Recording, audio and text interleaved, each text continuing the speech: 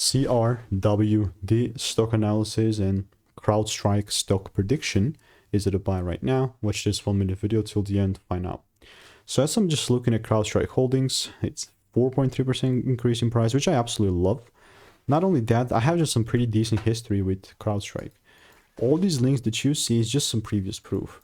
It all began here when I called this thing out and I stayed loyal to it. Look, so this was made 1st of September 2023. Literally, oh right, here we are. So 1st of September, here's the video itself. I don't know why it just takes so much time to actually load. It's kind of odd, but you can probably kind of tell from the drawings that I had here. I was willing to take things out, right? And this is all just the finished product. And then I just started to milk it up like 4 separate occasions. 5th one was like obviously willing to buy.